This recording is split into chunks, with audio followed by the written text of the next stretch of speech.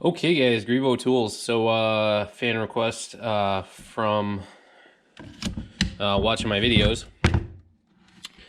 If you've seen some of my other ones, I like to bypass safeties because OSHA can kiss my, well, you get it. So he said that he didn't like the safety switch on the M12 bandsaw.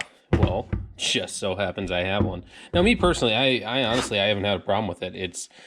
It's awkward to operate from the back side because then you'd almost need two fingers. But I suppose if you're lefty, then it still makes sense. But you can push that switch either way and still make it work. Awkward from that side. With my thumb, it's just been very natural to me. Oops, sorry if you couldn't see that, but yeah. So you can push it this way or that way. But so he wanted me to figure out a way to bypass it. So you guys are gonna ride along for the drive, and we are gonna take a little look-see inside and see what we can do. Now, if this doesn't work, then you'll never see this because I won't upload it to YouTube. Because one thing about this that I've already figured out is that it's got a bi-directional switch, where the other one did not have that.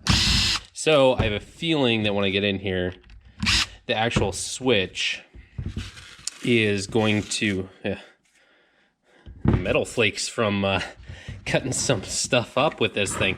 I have a feeling this switch right here, oh, maybe not. So how does that work? Oh, geez. Wow. Okay, so surprisingly easy. So what I was thinking was on the switch itself, it was going to be kind of like a reverse lever thing where it had to be activated one way or the other. And on this, literally all it is there is a stop right here that runs into this. Let's see if you can see that.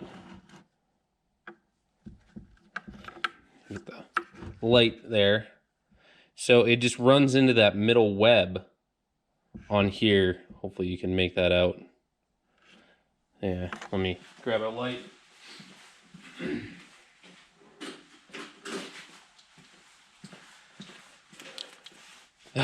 YouTube. But yeah, so you can see in the middle of that switch, there's a third web right there.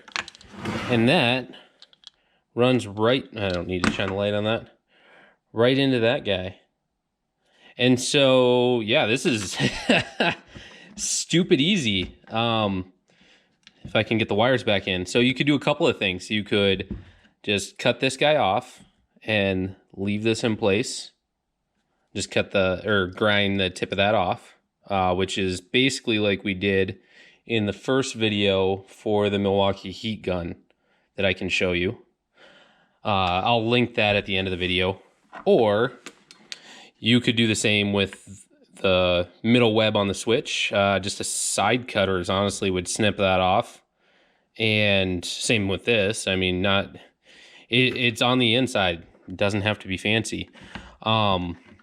We went a step further in the the M18 heat gun video, just because I didn't like where the safety switch was. Oh man, this can be a pain trying to figure out where these wires were. Good thing I videoed this. Yeah, so that's got to go down there. So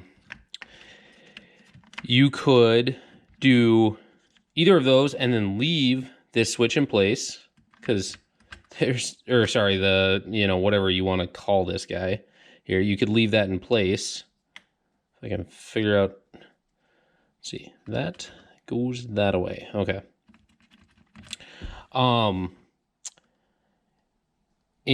But if you didn't like the knob sticking out, you could watch the last video I did on the M18 heat gun, and I actually took a lever very similar to that completely out, kind of looked like this, and then I filled it in with black hot glue and blended right in. So because I'm an absolute true professional, I am going to use a flush cut pliers. But all I'm going to do is snip that off. And I'm going to leave it in because I took it off on the other tool because it was in my way. And I'm going to snip off a little more than that just because I can see the trigger isn't actuating all the way down. This safety doesn't get in the way of my hands when I'm grabbing the tool. For round 2.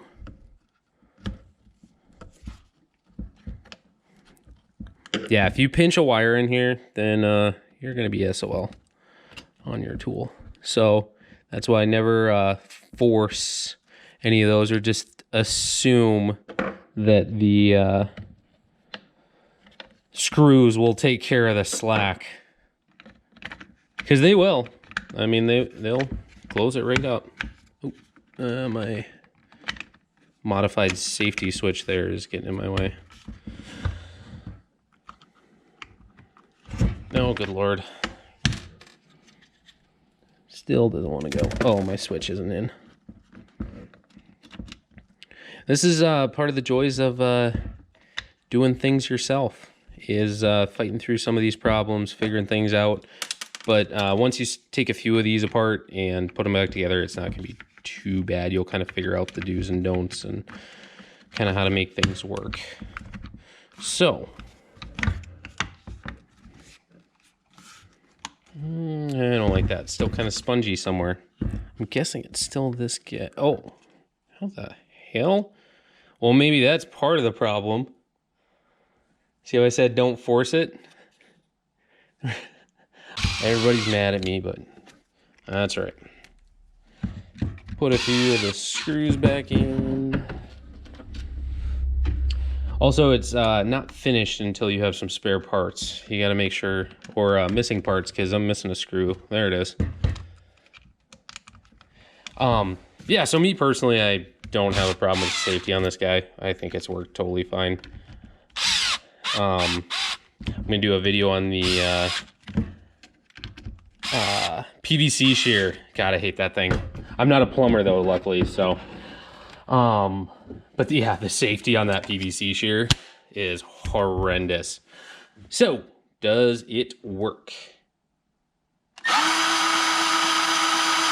Success. So, and also, if you notice, I'm not. The switch is still there. It feels normal. But she's all gone. So Milwaukee's probably gonna sue me here in a few months if I keep these videos up, but I had a request for it and want to keep you guys happy. So keep those ideas and stuff like that coming. And yeah, thanks for stopping by. Sorry I'm not better at YouTube.